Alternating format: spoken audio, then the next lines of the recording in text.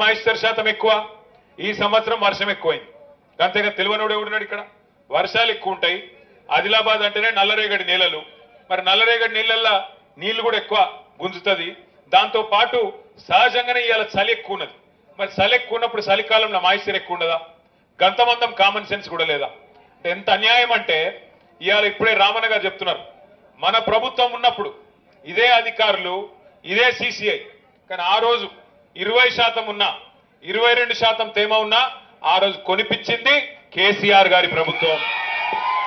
నడిపెట్టడానికి తెలివి ఉంటే, నడిపెట్టడానికి రైతు మీద ప్రేమ ఉంటే, నడిపెట్టోడు రైతు బిడ్డ అయితే బరాబర్ రైతులకు న్యాయం జరుగుతుంది.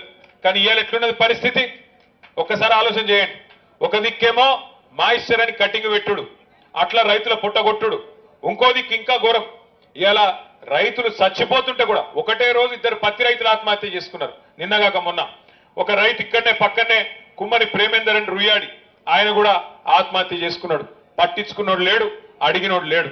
అట్లాగే సంవత్సరంలో మనం ఉన్నప్పుడు, మన ప్రభుత్వం ఉన్నప్పుడు కొనుగోలు ఏ స్థాయిలో జరుగుతుండే, ఇవాళ ఏ స్థాయిలో ఉన్నదో ఆలోచన చేయండి. మొత్తం ఇప్పటి వరకు ఈ సంవత్సరం ఇప్పటికే 5 లక్షల క్వింటాలు కొనేది ఉండే, కానీ మొత్తం కలిపితే ఇప్పటిదాకా ఉన్నది 1 లక్ష క్వింటాలు కూడా దాటలే. ఏమైతుంది మరి? ఎందుకైతుందంటే ఒకటే కారణం, అదో పనికిమాలిన యాప్ పెట్టినరు, రైతులకు వాడస్తలేదు, దానిలో చేయస్తలేదు. దాంతో ఇక్కడికి వస్తే కూడా మరి వీళ్ళు ప్రైవేటులతోనే మన కుమ్మక్కైనరో ఏందో తెలియదు, ప్రైవేటులతో ఏమైనా మాట్లాడుకున్నారేమో తెలియదు, కానీ సిగ్నల్స్ ఉండే ఈ యాప్ వాడరాదు. పెద్ద మనుషులు ఆగమాగం పరిస్థితి, మళ్ళీ దాని మీదకెళ్ళి తోటి రాని కథ ఒకటి పెట్టి అనవసరంగా ఇబ్బంది పెడతా ఉన్నారు. ప్రైవేట్ వాళ్ళతో కూడా కుమ్మక్కైనరని నా అనుమానం, లేకపోతే ఇట్లా చేయరు. మీరు ఒక్క మాట ఆలోచన చేయండి, 5 లక్షలు కొనే కాడ 5 లక్షల క్వింటాల్ ఎక్కడ, 1 లక్ష క్వింటాల్ ఎక్కడ?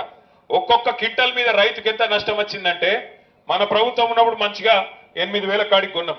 ఇవాళ నిజానికి ధర ఇవ్వాల్సింది 8,100, కానీ ఎంత ఇస్తున్నారు? బయట ప్రైవేట్లు అమ్ముకుంటే 5,900, 6,000, 6,200 ఎక్కువ వస్తున్నది. అంటే దగ్గర ఒక్కొక్క రైతుకు 1,200 నుంచి 1,400 దాకా నష్టం వస్తున్నది ఒక మరి క్వింటల్ మీద. అంటే ఏ రకంగా ఎంత నష్టం అవుతున్నది దీన్ని బట్టే మీరు అంచనా వేయచ్చు. ఇంకొక దిక్కు ఇంకా విచిత్రమైన విషయం, కుటుంబ సభ్యులు ఉంటారు.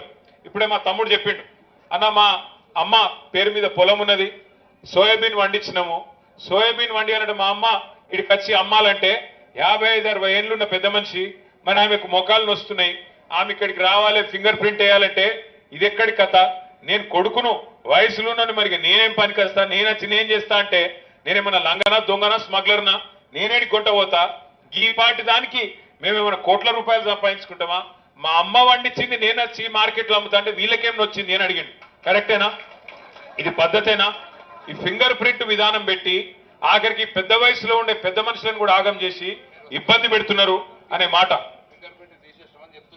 అచ్చా, ఇప్పుడు మనం వస్తున్నామని చెప్పి ఫింగర్ ప్రింట్ తీసేసారట, మంచి పని చేసారు, సంతోషం. అయితే ఇంకొక పని కూడా చేసిరట, సంతోషం. కనీసం ఇప్పటికైనా బుద్ధి వచ్చింది, ఇట్లైనా బుద్ధి వచ్చింది. 7 కిలోలు కొనేదాన్ని 10 కిలోలు కూడా చేసిరట. 7 క్వింటాల్ మన్నించారు, 7 క్వింటాల్ 10 క్వింటాల్ చేసిరట, అది కూడా సంతోషం. కానీ అయితే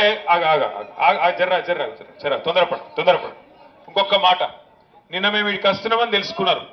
ఇక మంత్రి గారు జర్రావు మేము ఇక్కడికి వస్తున్నామని తెలుసుకొని నిన్న క్యాబినెట్ మీటింగ్ ఉండే. క్యాబినెట్ మీటింగ్ లా ఇంత ఇంపార్టెంట్ ముచ్చట, ఆదిలాబాద్ జిల్లాలో, వరంగల్ జిల్లాలో, మహబూబ్నగర్ జిల్లాలో, ఖమ్మం జిల్లాలో, తెలంగాణలో దగ్గర 50% జిల్లాలలో దగ్గర 50 లక్షల ఎకరాల్లో పత్తి పండిస్తారు. మరి 50 లక్షల ఎకరాల్లో పత్తి పండించే లక్షలాది మంది రైతన్నల మీద ప్రభుత్వానికి ప్రేమ ఉంటే క్యాబినెట్లనే నిర్ణయం తీసుకొని చేయాలి వెంటనే పని. కానీ ఏం చేసారు వాళ్ళు? యాక్టింగ్ చేస్తున్నారు. మనం వీడికి వస్తున్నామని తెలుసుకొని వ్యవసాయ మంత్రి గారు ఏదో వీడియో కాన్ఫరెన్స్ పెట్టినా అంటాడు. ఎవరితో పెట్టినావు? కేంద్రంలో ఉండే ఎవరితో, ఎల్లయితోనో పుల్లయితోనో పెట్టిండట. నేనేమంటున్నా అంటే, నిజంగా నీకు ప్రేమ ఉంటే నువ్వు వెంటనే క్యాబినెట్లోనే ప్రకటించేది ఉండే. నష్టపోయిన రైతులందరికీ ప్రభుత్వమే బరాబర్ అతివృష్టి వల్ల, అధిక వర్షపాతం వల్ల ఇలా నష్టపోయిన ప్రతి రైతుకు ఎకరానికి 20,000 రూపాయలు ఇస్తానని దమ్ముంటే చెప్పేది ఉండే. అది చెప్పారు. అదొకటే కాదు, ఇలా ఘోరమైన ముచ్చట ఏంటి అంటే, అసలు 7 క్వింటాలే కొంటాం, 7 కొంటాం ఎకరానికి. ఇప్పుడే అన్న చెప్పినాడు, ఒక మాట్లాడిన రైతన్న కొన్ని దగ్గరలో జైనత్ల బేలాల 15 క్వింటాలు 20 క్వింటాల దాకా వండుతుంది, మరి మిగతాది ఎక్కడ అమ్ముకోవాలి అనే మాట అడిగింది. బరాబర్ మీకు ఖచ్చితంగా గతంలో ఎట్లయితే 13 క్వింటాల దాకా కొందరో అది కొనేటట్టు చేయించే బాధ్యత మాది. 10 క్వింటాలు సరిపోదు, 13 అయ్యేదాకా కొట్లాడదాం, బరాబర్ దిగి రావాలి. మాయిశ్చర్ కంటెంట్ కూడా తప్పకుండా